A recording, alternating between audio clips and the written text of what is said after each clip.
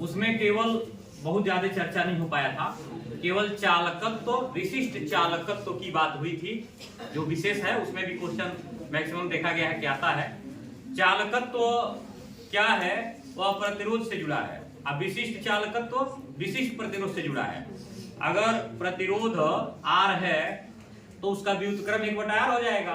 1/R को चालकत्व कहते हैं। कंडक्टेंस, रेसिस्टेंस का जो अपोजिट है, इनवर्स है, उसी को कंडक्टेंस कहा गया है। कंडक्टेंस को तुम चाहो तो C से भी इंडिकेट कर सकते हो, ऐसा नहीं कि उसको तुम इस्तेमाल नहीं कर सकते। भाई कंडक्टेंस का पहला अक्षर C है तो C भी वहां इस्तेमाल कर सकते हो, और नहीं तो उसके लिए प्रतीक G बताया गया है। ठीक है। उसके बाद दूसरा जो था विशिष्ट चालकत्व, वह रो शब्द आया था। इसको विशिष्ट प्रतिरोध कहते हैं, और विशिष्ट प्रतिरोध के इनवर्स को या उसके व्युत्क्रम को विशिष्ट चालकत्व कहा जाता है, जिसको एक झुके हुए के प्रतीक से प्रदर्शित करते हैं, जिसको प्रतीक के नाम में कप्पा बोलते हैं। यानी कप्पा इक्वल टू 1/रो, जबकि G या C इक्वल टू 1/R। देखना G अथवा C बोल रहे हैं, C बोलेंगे तो ज्यादा बेहतर समझ। C बराबर 1/R और वहीं कप्पा बराबर 1/रो। तो रो बराबर कितना होता है, तो उसके लिए निकालना पड़ेगा, क्योंकि याद होगा कल हम थोड़ी सी बात बताए थे कि R प्रोपोर्शनल कितना L और R ही प्रोपोर्शनल 1/A। तो R दोनों निकालेंगे तो L/A हो जाएगा। तो R is equal to rho L/A। अगर हम इसको उल्टा कर दें तो चाहे रो को यहाँ लाना हो तो RA करेंगे ना, RA is equal to rho L, अर्थात रो इज इक्वल टू RA/L, अर्थात 1/रो इज इक्वल टू L/RA, अर्थात यहाँ हो गया कप्पा। हो गया ना। Kappa is equal to L/A into 1/R। अब इसमें हम इसलिए इसको बनाए हैं कि इसमें L/A को सेल स्थिरांक करते हैं। परिभाषा भी यहीं से बन गया कि किसी चालक की लंबाई और उसके अनुप्रस्थ काट के क्षेत्रफल अर्थात उसके क्षेत्रफल के अनुपात को सेल स्थिरांक कहते हैं। क्लियर हो गया। इसके बाद अभी है मोलर चालकता। मोलर चालकता, मोलर चालकता किस पे देखा जाएगा? किसी मोलर विलयन के चालकत्व को उसकी मोलर चालकत्व या मोलर चालकता कहते हैं, और इसको लेमडा m से प्रदर्शित करते हैं। लेमडा इंडेक्स m, मोलर चालकत्व को लेमडा m या एक और शब्द बोले थे इनवर्स भी इंडेक्स m से प्रदर्शित किया जाता है, जिसका मान किसके बराबर होता है? याद आ रहा है? किसके? कप्पा से जोड़ के इसको हम लोग देखते हैं। अगर इसका मान देखें तो लेमडा m प्रोपोर्शनल आयतन भी, याद आया? अर्थात lambda m is equal to kappa into भी कह सकते हो। अगर यही तुल्यांक चालकता के लाएंगे तो थोड़ा सा अंतर होगा। तुल्यांक चालकता, इसको क्या कहेंगे? किसी तुल्यांक विलयन में तो कहेंगे तुल्यांक विलयन क्या? किसी नॉर्मल विलयन में कहेंगे। नॉर्मल विलयन क्या होगा? परिभाषा तुम्हारे पास कल ही भेज दिए थे, इसके पहले भी एक बार चर्चा हो गया है कि 1 लीटर विलयन में विलय के तुल्यांकों की संख्या को, अर्थात तुल्यांकी भार से जुड़ा हुआ जो संख्या होता है, तुल्यांकी भार से जुड़ा हुआ संख्या पता है ना? तुल्यांक संख्या किसको कहते हैं? तुल्यांक संख्या, तुल्यांकी भार की तुलना किससे करेंगे? उसके तौले हुए भार से। यानी तुल्यांक संख्या बराबर होगा W/E। तो W/E को तुल्यांक संख्या कहा जाता है, जबकि मूल संख्या किसको कहते हैं? W/M। कहेंगे अब E का मान कैसे निकालेंगे? बताए होंगे। अम्ल के लिए क्षारकता, क्षार के लिए अम्लता, लवण के लिए धनायनों की संख्या, याद है ना? तो उसके अनुभाग को अगर उसके अम्लता से, चाहे उसकी क्षारकता से, उसके धनावेशों की संख्या से या उसके ऑक्सीकरण संख्या से भाग दे देते हैं, तो जो मान प्राप्त होता है वह उसी हिसाब से उसका तुल्यांकी भार होता है। तुल्यांकी भार की तुलना किससे करनी है? तौले हुए भार से। W/E इक्वल टू तुल्यांक नंबर हो गया, और यानी W/M को उसका मूल संख्या कहते हैं तौले हुए भार से, मूल कॉन्सेप्ट के हिसाब से। तो इन दोनों को थोड़ा सा फर्क करना। इसमें क्या लाना पड़ेगा, इसमें मूल संख्या बटे भी, यानी m n बटा भी लेना होगा। इसमें EQ बटे भी लेना होगा, इक्विवेलेंट नंबर, इसको EQ नंबर लिया जाता है, इक्विवेलेंट नंबर अपान भी लेना पड़ेगा। यानी किसी नॉर्मल विलयन के चालकता को उसकी तुल्यांक चालकता कहते हैं, और इसका किसके मान के बराबर इसका मान होता है? कभी अगर पढ़े हो थोड़ा बहुत तो इसके बारे में बता सकते हो, इसके बराबर होता होगा। तुल्यांक चालकता को यन से इंडिकेट करते हैं, 1000 बटे यन, यानी नॉर्मलता से। इसको भी लेमडा EQ लिखते हैं, और ये प्रोपोर्शनल हो जाता है नॉर्मलता लिख सकते हैं, इसे लिखे या नॉर्मलता लिख दे, क्योंकि यन कई होता है, पता नहीं क्या समझोगे, नॉर्मलता हमको लिख लेने दो। ये हो गया नॉर्मलता, अर्थात lambda EQ equal to kappa into नॉर्मलता। ऐसे लिखते तो एन से ना, वो नॉर्मलता एन से लिखा जाता है, लेकिन पता चले कि यन को तुम कुछ और अवोगाद्रो संख्या समझ गए तब क्या करेंगे, क्योंकि कई बार इसको अवोगाद्रो संख्या कहीं नाइट्रोजन समझ गए तब और दिक्कत हो जाएगा।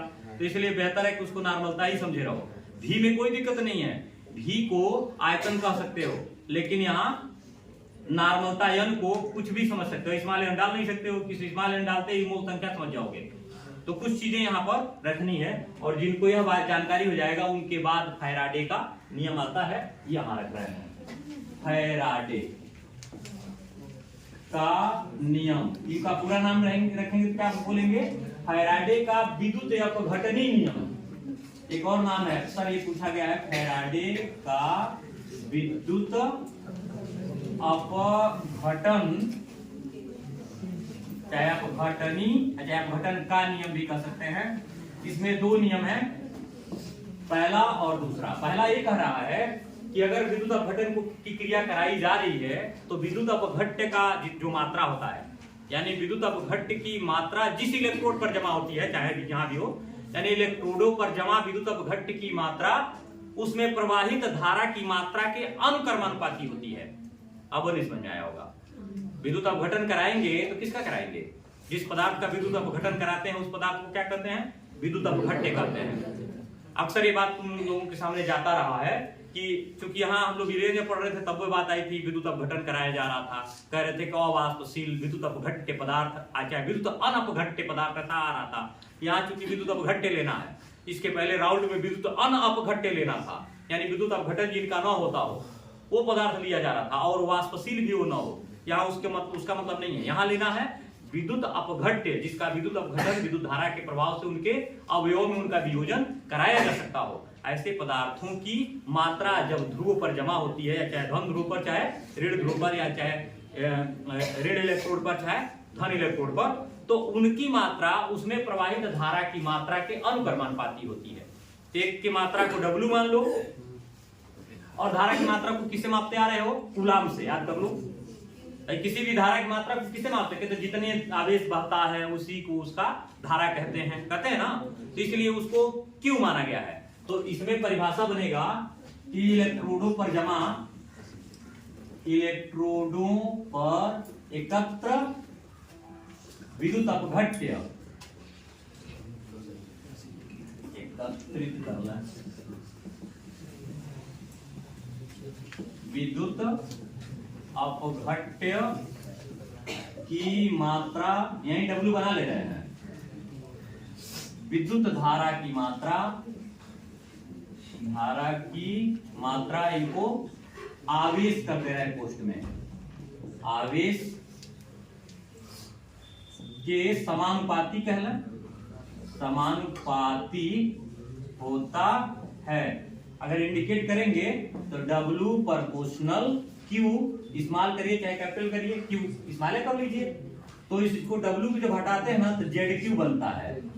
Z को क्या कहते हैं, समानुपाती नियतांक, समानुपाती नियतांक। और बाद में Q का मान याद करिए, Q स्मॉल वाला जब लगाए थे तो फार्मूला में लिखे थे I बराबर Q बटा T। हम इसको कैपिटल मान के चलने, अगर यहाँ कैपिटल बनाया हुआ है तो कैपिटल Q बटा T होगा, इसका मतलब हो जाएगा Q बराबर कितना होगा, IT होगा कि नहीं होगा। इसको हम यहाँ रखे हैं तो W इक्वल टू ZIT एक सूत्र प्राप्त हो जाएगा। और अब बाद में Z का मान हम कुछ भी करें तो Z को जब हम फैराडे नियतांक से ऐड करेंगे तो यह उसके व्युत्क्रम के बराबर हो जाता है, 1/96,585 485 होता है, 96,500 उसको कहते हैं। लेकिन सूत्र यहीं तक रहने देना, ज्यादा बढ़ाना नहीं, तो वहां उसके बाद भूलने वाली समस्या आ जाएगी।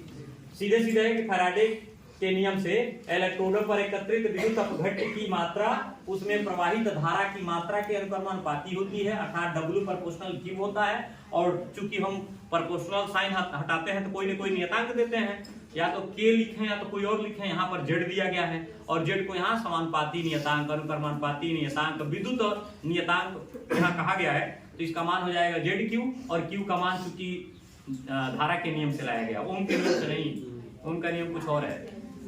तो ओम में V, R और I का रिलेशनशिप है और इसमें Q, I, T का रिलेशनशिप है। तो यहाँ पर जो Q है उसको अगर हम IT में चेंज कर देते हैं धारा और समय के गुणनफल में, तो इसका मान हो जाएगा W बराबर Z into I into T।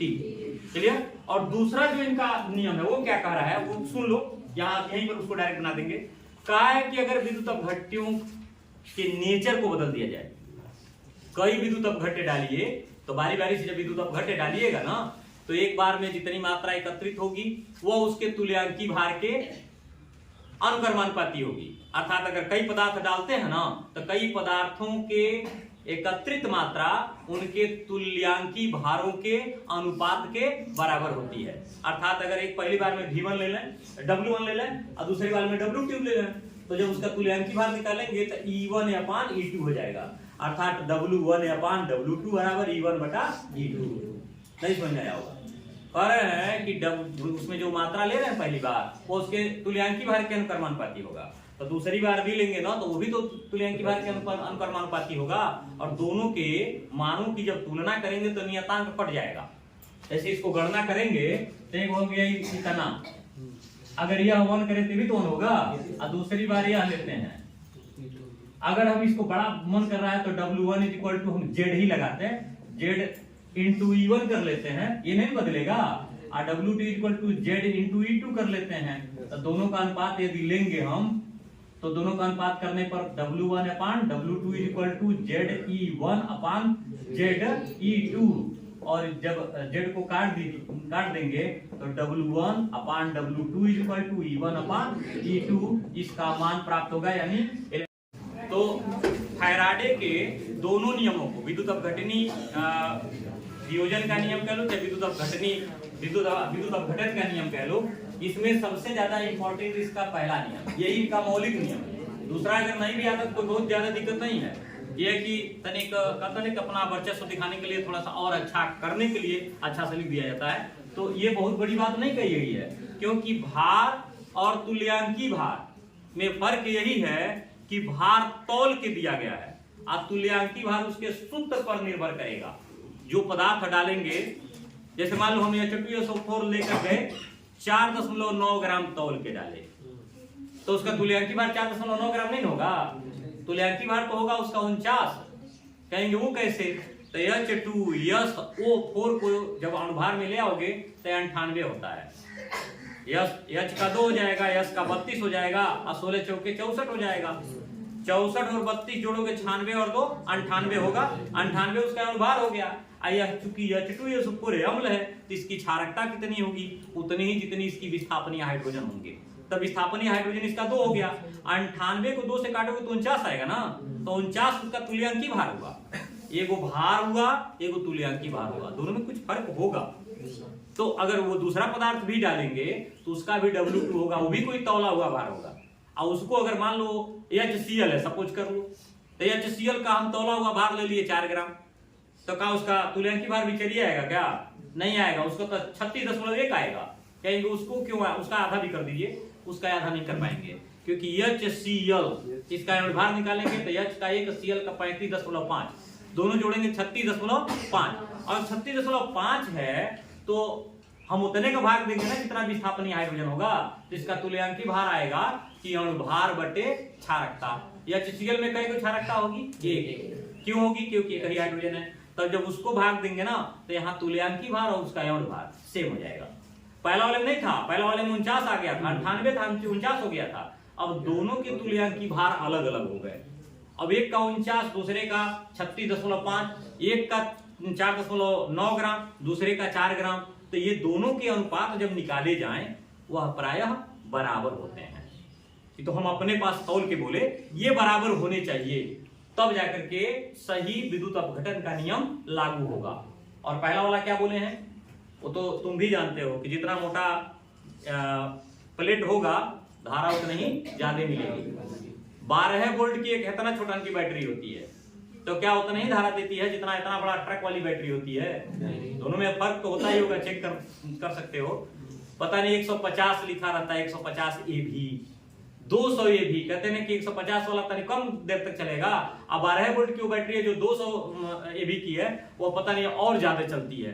तो इसका मतलब हो गया कि उसकी प्लेटें मोटी बनाई गई हैं, अर्थात उनमें विद्युत अपघट्यों की मात्रा बढ़ाई गई है। तो जितना ज्यादा विद्युत अपघट्य की मात्रा होगी उतना ही मात्रा उसके आवेश का या तो क्रिएट होगा या तो उसमें जाएगा, क्योंकि यहाँ विद्युत अपघटन की बात कही जा रही है। तो यहाँ धारा आने की बात हो रही है, और जब विद्युतीय गुण होता तो धारा निकलने की बात होती। क्लियर हुआ? तो इसको थोड़ा सा है, इसको उतारिए जो बढ़िया रहेगा आउटलाइन में।